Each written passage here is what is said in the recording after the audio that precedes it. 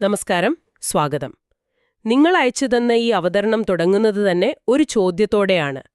ഭൂമിയുടെ കാലാവസ്ഥയെ രക്ഷിക്കാൻ ഒരു സൂപ്പർ ഹീറോ ഉണ്ടെങ്കിൽ അത് ഒരുപക്ഷേ കരയിലായിരിക്കില്ല, കടലിന്റെ ആഴങ്ങളിലായിരിക്കുമോ? അതെ. അതെ, ഇന്ന് നമ്മൾ സംസാരിക്കുന്നത് തിമിംഗലങ്ങളെക്കുറിച്ചാണ്. വെറുമൊരു ഭീമാകാരൻ ജീവി എന്നതിനപ്പുറം നമ്മുടെ ഈ ഗ്രഹത്തിന്റെ എഞ്ചിനീയർമാരായി പ്രവർത്തിക്കുന്ന ചില അത്ഭുതങ്ങളെക്കുറിച്ച്. ശരിയാണ്. നമ്മുടെ കടലിന്റെ ആരോഗ്യം, എന്തിന് നമ്മുടെ നിലനിൽപ്പ് തന്നെ, അതിലൊക്കെ ഈ തിമിംഗലങ്ങൾക്കുള്ള പങ്ക് നമ്മൾ പലപ്പോഴും കാണാതെ പോകുന്ന ഒന്നാണ്. അതെ.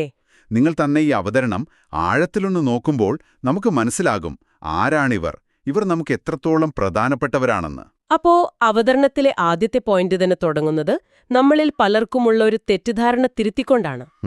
തിമിംഗലങ്ങൾ ഭീമൻ മീനുകളല്ല, അവ ശരിക്കും നമ്മുടെ പോലെ സസ്തനികളാണ്. അതെ, അതായത് വാം ബ്ലഡഡ് ആണ്, കുഞ്ഞുങ്ങളെ പ്രസവിച്ച് മുലയൂട്ടുന്നു. കോടിക്കണക്കിന് വർഷങ്ങൾക്ക് മുൻപ് കരയിൽ നിന്ന് കടലിലേക്ക് തിരികെ പോയ ജീവികളാണ്. അതെ, ആ ഒരു പോയിന്റിൽ നിന്നാണ് ശരിക്കും ബാക്കിയെല്ലാം തുടങ്ങുന്നത്. ഒരു സസ്തനിയായിട്ട് കടലിൽ ജീവിക്കാൻ അവർ നടത്തിയ ആ ഒരു പരിണാമങ്ങൾ, അത് ഭയങ്കരമാണ്. മീനുകളെ പോലെ ചെകിളപ്പൂക്കളില്ല അല്ലേ? ഇല്ല. അതുകൊണ്ട് ഓരോ തവണയും ശ്വാസമെടുക്കാൻ വെള്ളത്തിന് മുകളിൽ വരണം. ഓ, അതിനാണ് തലയ്ക്ക് മുകളിലെ ആ ബ്ലോഹോളുകൾ. അതെ, ആ ദ്വാരങ്ങൾ. ഒരു തരത്തിൽ പറഞ്ഞാൽ അവര് രണ്ട് ലോകങ്ങളിലായി ജീവിക്കുന്നവരാണ്. ഇനി ഈ സസ്തനികൾക്കുള്ളിൽ തന്നെ പ്രധാനമായിട്ടും രണ്ട് തരം തിമിംഗലങ്ങളുണ്ട്. വേട്ടയാടുന്നവരും പിന്നെ ഈ അരിച്ചെടുക്കുന്നവരും. ഭക്ഷണരീതിയിലുള്ള ഈ വ്യത്യാസം വളരെ വലുതാണെന്ന് തോന്നുന്നു. വളരെ വലുതാണ്. ആദ്യം നമുക്ക് ഈ അരിപ്പക്കാരെക്കുറിച്ച് പറയാം. ബലീൻ തിമിംഗലങ്ങൾ, മിസ്റ്റിസിറ്റി എന്ന് പറയും.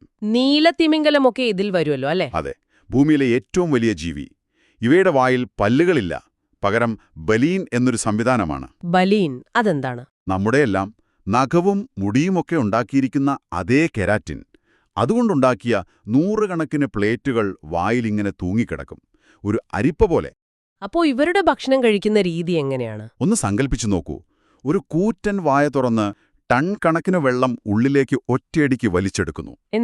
എന്നിട്ട് നാവുകൊണ്ട് ആ വെള്ളം ഈ ബലീൻ പ്ലേറ്റുകളിലൂടെ പുറത്തേക്ക് തള്ളും. അപ്പോൾ വെള്ളം പുറത്തേക്ക് പോകും, പക്ഷെ അതിലുണ്ടായിരുന്ന ലക്ഷക്കണക്കിന് ചെറിയ മീനുകളും ക്രിൽ, പ്ലാങ്ക്ടൺ പോലത്തെ ജീവികളുമെല്ലാം ആ അരിപ്പയിൽ കുടുങ്ങും. അതെ, അവിടെ കുടുങ്ങും. അതാണ് ഭക്ഷണം, ഒരു കൂറ്റൻ സഞ്ചരിക്കുന്ന അരിപ്പ. അതിശയം തന്നെ. ഇനി രണ്ടാമത്തെ വിഭാഗം, പല്ലുള്ള തിമിംഗലങ്ങൾ, ഒഡോൺടോസെറ്റി. പേരുപോലെ തന്നെ ഇവർ വേട്ടക്കാരാണ്. ഓർക്ക്, അതായത് കൊലയാഴി തിമിംഗലം. പിന്നെ ആ ഭീമാകാരനായ സ്പേം വെയിൽ. അതെ, അവരൊക്കെ ഈ ഗണത്തിൽ വരും. ഇവരുടെ രീതികൾ തീർത്തും വ്യത്യസ്തമാണ്. ഇരയെ പിടിക്കാനായിട്ട് നല്ല മൂർച്ചയേറിയ പല്ലുകളുണ്ട്. പക്ഷേ ആഴക്കടലിലെ ഇരുട്ടില് ഇരയെ എങ്ങനെ കണ്ടെത്തും? അതാണല്ലോ പ്രധാന പ്രശ്നം. അതിനാണ് എക്കോലൊക്കേഷൻ എന്ന ബയോസോണാർ സംവിധാനം. അതായത് ശബ്ദതരംഗങ്ങൾ പുറപ്പെടുവിച്ച് അത് തട്ടി തിരിച്ചുവരുന്നത് വെച്ച് ഒരു മാപ്പ് ഉണ്ടാക്കുന്നു, വവ്വാലുകളെ പോലെ. കൃത്യമായി ഒരു ത്രിമാന ചിത്രം മനസ്സിലുണ്ടാക്കിയെടുക്കും. ഇത് ഇര പിടിക്കാൻ മാത്രമല്ല, അല്ലേ, വഴി കണ്ടെത്താനും പരസ്പരം ആശയവിനിമയം നടത്താനുമുള്ള ഒരു സങ്കീർണമായ ഭാഷ കൂടിയാണത്. ഈ രണ്ട് വിഭാഗങ്ങളും ഒരേ കടലിലാണ് ജീവിക്കുന്നതെങ്കിലും അവരുടെ ലോകങ്ങൾ തമ്മിൽ വലിയ വ്യത്യാസമുണ്ട്. ഓക്കെ, അവതരണത്തിലെ അടുത്ത ഭാഗമാണ് എന്നെ ശരിക്കും അതിശയിപ്പിച്ചത്. തിമിംഗലങ്ങളും കാലാവസ്ഥയും തമ്മിൽ നേരിട്ട് ബന്ധമുണ്ടെന്നോ, വെയിൽ പമ്പ് എന്നൊരു ആശയത്തെക്കുറിച്ച് പറയുന്നുണ്ട്. അതെങ്ങനെയാണ്? ഇത് സമുദ്രശാസ്ത്രത്തിലെ വളരെ പ്രധാനപ്പെട്ടൊരു കണ്ടെത്തലാണ്. തിമിംഗലങ്ങൾ സാധാരണയായി ആഴക്കടലിലാണ് ഭക്ഷണം കഴിക്കുന്നത്. അവിടെ പോഷകങ്ങൾ ഒരുപാടുണ്ട്. ശരി, പക്ഷേ ശ്വാസമെടുക്കാനും വിശ്രമിക്കാനുമൊക്കെ അവയ്ക്ക് മുകളിൽ വരണം, ഉപരിതലത്തിലേക്ക്. അങ്ങനെ മുകളിലെത്തുമ്പോൾ അവ വിസർജിക്കുകയും ചെയ്യും.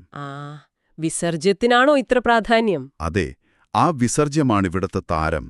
അതിൽ ഇരുമ്പും നൈട്രജനും പോലുള്ള പോഷകങ്ങൾ ധാരാളമായിട്ടുണ്ട്. സാധാരണഗതിയിൽ ഈ പോഷകങ്ങൾ ആഴക്കടലിൽ നിന്ന് മുകളിലേക്ക് വരാറില്ല. അപ്പൊ തിമിംഗലങ്ങൾ ഒരു പമ്പ് പോലെ പ്രവർത്തിച്ചതിന് മുകളിൽ എത്തിക്കുന്നു. എക്സാക്ട്ലി, അതാണ് വെയിൽ പമ്പ്. പക്ഷേ ഒരു സംശയം, ഈ പോഷകങ്ങൾ കൊണ്ട് ആർക്കാണ് പ്രയോജനം? ഫൈറ്റോപ്ലാങ്ക്ടൺ എന്നു പറയുന്ന സൂക്ഷ്മ സസ്യങ്ങൾക്ക്. സൂര്യപ്രകാശം കിട്ടുന്ന കടലിന്റെ മുകൾ പരപ്പിലാണ് ഇവ ജീവിക്കുന്നത്. ഓ ശരി. തിമിംഗലങ്ങൾ കൊണ്ടുവരുന്ന ഈ പോഷകങ്ങൾ അവയ്ക്ക് വളമായി മാറും. കൂടുതൽ പോഷകം കിട്ടുമ്പോൾ കൂടുതൽ ഫൈറ്റോപ്ലാങ്ക്ടൺ ഉണ്ടാകും. ഈ ഫൈറ്റോപ്ലാങ്ക്ടനുകൾ അത്ര പ്രധാനപ്പെട്ടതാണോ? നമ്മൾ ശ്വസിക്കുന്ന ഓക്സിജന്റെ പകുതിയും, അതായത് 50%, ഉൽപ്പാദിപ്പിക്കുന്നത് ഈ കുഞ്ഞൻ സസ്യങ്ങളാണ്. ആമസോൺ മഴക്കാടുകളേക്കാൾ കൂടുതൽ. അതെ, അവ അന്തരീക്ഷത്തിലെ കാർബൺ ഡൈ ഓക്സൈഡ് വലിച്ചെടുത്താണ് ഇത് ചെയ്യുന്നത്. അപ്പോൾ സമവാക്യം വളരെ ലളിതമാണ്. കൂടുതൽ തിമിംഗലങ്ങൾ, കൂടുതൽ പോഷകം, കൂടുതൽ ഫൈറ്റോപ്ലാങ്ക്ടൺ, കൂടുതൽ ഓക്സിജനും കുറഞ്ഞ കാർബണും. തിമിംഗലങ്ങൾ നമ്മുടെ ഗ്രഹത്തിന്റെ ശ്വാസകോശത്തെ പരിപാലിക്കുന്നവരാണ് ശരിക്കും. അവിശ്വസനീയം. അതായത് നമ്മൾ അറിയാതെ തന്നെ നമ്മുടെ നിലനിൽപ്പിന് അവർ സഹായിക്കുന്നുണ്ട്. ഇതുകൂടാതെ വേൽ ഫോൾ എന്നൊരു പ്രതിഭാസത്തെക്കുറിച്ചും പറയുന്നുണ്ടല്ലോ. അതെ, ഒരു തിമിംഗലത്തിന്റെ മരണം പോലും പ്രകൃതിക്കൊരു മുതൽക്കൂട്ടാണ്. അവയുടെ ഭീമാകാരമായ ശരീരത്തിൽ ജീവിതകാലം മുഴുവൻ ടൺ കണക്കിന് കാർബൺ സംഭരിച്ചു വച്ചിട്ടുണ്ടാവും. ശരിയാണ്. ഒരു തിമിംഗലം ചാകുമ്പോൾ അതിന്റെ ശരീരം വളരെ സാവധാനം കടലിന്റെ അടിത്തട്ടിലേക്ക് പതിക്കുന്നു. ഇതിനെയാണ് വേൽ ഫോൾ എന്ന് പറയുന്നത്. അപ്പോൾ ആ കാർബൺ മുഴുവൻ സമുദ്രത്തിന്റെ അടിത്തട്ടിൽ കുടുങ്ങിക്കിടക്കുമെന്നാണോ? കൃത്യമായി.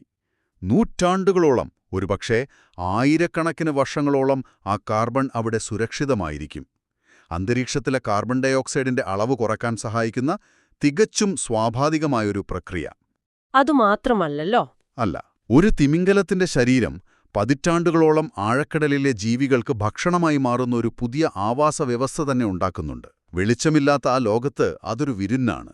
പതിറ്റാണ്ടുകളോളം നീണ്ടുനിൽക്കുന്നൊരു വിരുന്ന്. അവിശ്വസനീയം. അതായത് ജീവിച്ചിരിക്കുമ്പോഴും മരിക്കുമ്പോഴും അവ പ്രകൃതിക്ക് അത്രയേറെ പ്രധാനപ്പെട്ടതാണ്.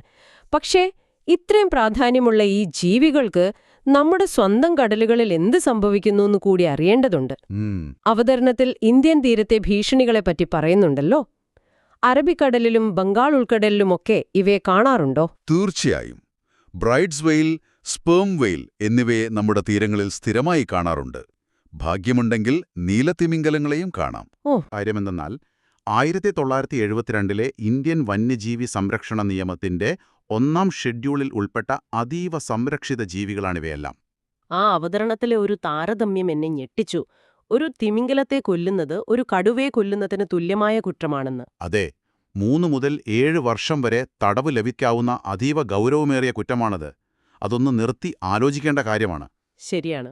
കരയിലെ ഏറ്റവും സംരക്ഷിത മൃഗമായ കടുവയുടെ അതേ വിലയാണ് നിയമം കടലിലെ ഈ ഭീമനു നൽകുന്നത്. നമ്മളിൽ പലരും ഇതൊരു വലിയ മീൻ മാത്രമാണെന്ന് കരുതുന്നിടത്താണ് ഈ നിയമത്തിന്റെ പ്രാധാന്യം, അല്ലേ? തീർച്ചയായും. പക്ഷേ ഇത്രയൊക്കെ നിയമസംരക്ഷണം ഉണ്ടായിട്ടും മനുഷ്യന്റെ ഇടപെടലുകൾ കാരണം ഇവ വലിയ ഭീഷണികൾ നേരിടുന്നുണ്ട്. അതിൽ പ്രധാനപ്പെട്ട ഒന്നാണ് കപ്പലിടിക്കുന്നത്, ഷിപ്പ് സ്ട്രൈക്സ്. കേരള തീരത്ത് കൂടിയുള്ള കപ്പൽപാത ലോകത്തിലെ തന്നെ ഏറ്റവും തിരക്കേറിയ ഒന്നാണ്. തിമിംഗലങ്ങൾക്ക് ഉറങ്ങാനായിട്ട് ജലോപരിതലത്തിൽ ഇങ്ങനെ ചലനമില്ലാതെ കിടക്കുന്നൊരു സ്വഭാവമുണ്ട്. അപ്പോ ഈ സമയത്ത് വരുന്ന കണ്ടെയ്നർ കപ്പലുകൾ ഇവയെ ഇടിച്ചിടുന്നത് പതിവാണ്. പലപ്പോഴും കപ്പലിലുള്ളവർ ഇത് അറിയാറ് പോലുമില്ല. മറ്റൊന്ന് ഗോസ്റ്റ് നെറ്റുകളാണല്ലേ, ഉപേക്ഷിക്കപ്പെട്ട മത്സ്യബന്ധന വലകൾ. അതെ, അതൊരു നിശബ്ദ കൊലയാളിയാണ്. ഈ പ്ലാസ്റ്റിക് വലകളിൽ കുടുങ്ങിപ്പോയാൽ അവയ്ക്ക് ശ്വാസമെടുക്കാൻ മുകളിലേക്ക് വരാൻ സാധിക്കാതെ വരും. എന്നിട്ട് മുങ്ങിമരിക്കുന്നു. അതെ, സാവധാനം മുങ്ങിമരിക്കുകയാണ് ഫലം. അവയുടെ ആ ഭീമാകാരമായ ശരീരത്തിനു പോലും ആ പ്ലാസ്റ്റിക് കിണിയെ മുറിച്ചുമാറ്റാൻ കഴിയില്ല. പിന്നെ ശബ്ദമലിനീകരണം, അത് നമ്മൾ അത്ര ഗൗരവമായി കാണാത്ത ഒന്നാണ്. എന്നാൽ തിമിംഗലങ്ങളുടെ ലോകത്ത് അത് വളരെ മാരകമാണ്. കാരണം അവരുടെ ലോകം തന്നെ ശബ്ദത്തെ അടിസ്ഥാനമാക്കിയുള്ളതാണ്. കപ്പലുകളിൽ നിന്നും ഓയിൽ റിഗുകളിൽ നിന്നും വരുന്ന ഈ സോണാർ ശബ്ദങ്ങൾ അവരുടെ എക്കോലൊക്കേഷൻ സിസ്റ്റത്തെ ബാധിക്കുമോ? അതെ, അതിനെ തകരാറിലാക്കുന്നു. ഈ ശബ്ദമലിനീകരണം എന്ന് പറയുമ്പോൾ അതവയെ ശല്യപ്പെടുത്തുന്നു എന്നാണോ, അതോ അതിലും ഗുരുതരമാണോ? ഉദാഹരണത്തിന് ഒരു തിമിംഗലം വഴിതെറ്റി കരക്കടിയുന്നതിനൊക്കെ ഇത് കാരണമാകാറുണ്ടോ? നല്ല ചോദ്യമാണ്. ഇത് കേവലം ഒരു ശല്യമല്ല. ഈ മനുഷ്യനിർമ്മിത ശബ്ദങ്ങൾ കാരണം അവയ്ക്ക് വഴിതെറ്റാം, ഇരപിടിക്കാൻ കഴിയാതെ പട്ടിണിയാകാം, കൂട്ടത്തിൽ നിന്ന് ഒറ്റപ്പെട്ടു പോകാം. ഓ. ചില സമയങ്ങളിൽ ഈ ശബ്ദത്തിൽ നിന്ന് രക്ഷപ്പെടാൻ വേണ്ടി അതിവേഗത്തിൽ മുകളിലേക്ക് വരുമ്പോൾ ഡീകംപ്രഷൻ സിക്നസ് എന്ന അവസ്ഥ വന്ന് ചാകാനും സാധ്യതയുണ്ട്. കൂട്ടത്തോടെ കരക്കടിയുന്ന സംഭവങ്ങൾക്ക് പിന്നിലും ശബ്ദമലിനീകരണത്തിന് പങ്കുണ്ടെന്ന് പഠനങ്ങൾ പറയുന്നുണ്ട്. ഇനി ഭീമന്മാരെക്കുറിച്ച് കേട്ടാൽ വിശ്വസിക്കാൻ പ്രയാസം തോന്നുന്ന ചില കാര്യങ്ങൾ കൂടി അവതരണത്തിലുണ്ട്. ഒരു നീലത്തിമിംഗലത്തിന്റെ ഹൃദയത്തിന് ഒരു ചെറിയ കാറിന്റെ വലിപ്പമുണ്ടത്രേ. അതെ, അതിന്റെ പ്രധാന ധമനിയായ അയോട്ടയിലൂടെ ഒരു മനുഷ്യന് അനായാസം നീന്തിപ്പോകാൻ സാധിക്കുമെന്നാണ് പറയുന്നത്. ഭയങ്കരം. സ്പേം വേലാണെന്ന് പറയുന്നു. അതിന്റെ ക്ലിക്ക് ശബ്ദത്തിന് 230 ഡെസിബൽ വരെ ശക്തിയുണ്ടാകാം. ഒരു ജെറ്റ് വിമാനം ടേക്ക് ഓഫ് ചെയ്യുമ്പോൾ ഉണ്ടാകുന്ന ശബ്ദം വെറും 150 ഡെസിബൽ ആണെന്ന് ഓർക്കണം. അപ്പോ അത്രയും ശക്തിയുണ്ടതിന്. ആ ശബ്ദത്തിന്റെ പ്രകമ്പനം കൊണ്ട് ഒരു മനുഷ്യനെ കൊല്ലാൻ വരെ സാധിക്കുമെന്നാണ് പറയപ്പെടുന്നത്. ഈ കണക്കുകൾ വെറും കൗതുകം മാത്രമല്ല, ഈ ജീവികളുടെ വലിപ്പവും ശക്തിയും എത്രത്തോളം ഭീമാകാരമാണെന്ന് മനസ്സിലാക്കാൻ നമ്മളെ സഹായിക്കുന്നു. അപ്പോൾ ആ ശബ്ദം ഒരു ആയുധം കൂടിയാണോ? ഇരയെ സ്തംഭിപ്പിക്കാനോ മറ്റോ ആണോ അവ ഈ ശബ്ദം ഉപയോഗിക്കുന്നത്? അതെ, അതിനെക്കുറിച്ചും ശക്തമായ സിദ്ധാന്തങ്ങളുണ്ട്. അവയുടെ പ്രധാന ഇരയായ ഭീമൻ കണവകളെ വേട്ടയാടുമ്പോൾ ഈ ശക്തമായ ശബ്ദതരംഗങ്ങൾ അവയെ തളർത്താനും സ്തംഭിപ്പിക്കാനും സഹായിക്കുമെന്നാണ് കരുതുന്നത്. അപ്പോ അതൊരു വേട്ടയാടൽ ഉപകരണം കൂടിയാണ്. അതെ, വെറുമൊരു ആശയവിനിമയ ഉപാധി മാത്രമല്ല. അപ്പോൾ ഇതെല്ലാം എന്താണ് അർത്ഥമാക്കുന്നത്? നിങ്ങൾ നൽകിയ ഈ അവതരണത്തിൽ നിന്നും നമ്മൾ മനസ്സിലാക്കിയ കാര്യങ്ങൾ ഒന്ന് ചുരുക്കി പറഞ്ഞാൽ, തിമിംഗലങ്ങൾ കേവലം കടലിലെ ഭീമൻ ജീവികൾ മാത്രമല്ല. അല്ല. അവ സസ്തനികളാണ്, നമ്മുടെ ഗ്രഹത്തിന്റെ ഓക്സിജൻ നിലനിർത്തുന്ന കാലാവസ്ഥ എഞ്ചിനീയർമാരാണ്, ഇന്ത്യയുടെ സമുദ്ര പൈതൃകത്തിന്റെ അവിഭാജ്യ ഘടകമാണ്. അവയില്ലാതെ സമുദ്രത്തിന്റെ ആരോഗ്യം നിലനിർത്തുക അസാധ്യമാണ്.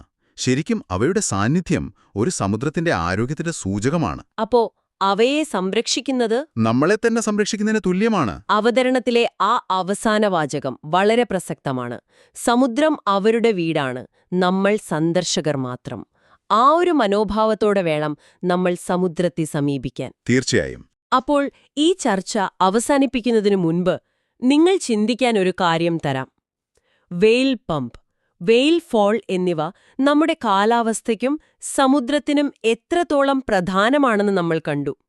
മനുഷ്യന്റെ ഇടപെടൽ മൂലം തിമിംഗലങ്ങളുടെ എണ്ണം കുറയുമ്പോൾ നമ്മൾ നമ്മുടെ ഗ്രഹത്തിന്റെ സ്വാഭാവികമായ കാലാവസ്ഥാ നിയന്ത്രണ സംവിധാനങ്ങളെയാണ് തകർക്കുന്നത്. അതിന്റെ ദീർഘകാല പ്രത്യാഘാതങ്ങൾ നമ്മുടെ സമുദ്രത്തിന്റെ ആരോഗ്യത്തിൽ മാത്രമല്ല, നമ്മൾ ശ്വസിക്കുന്ന വായുവിൽ പോലും എന്തൊക്കെയായിരിക്കാം? ഇതിനെക്കുറിച്ച് ചിന്തിച്ചു നോക്കൂ.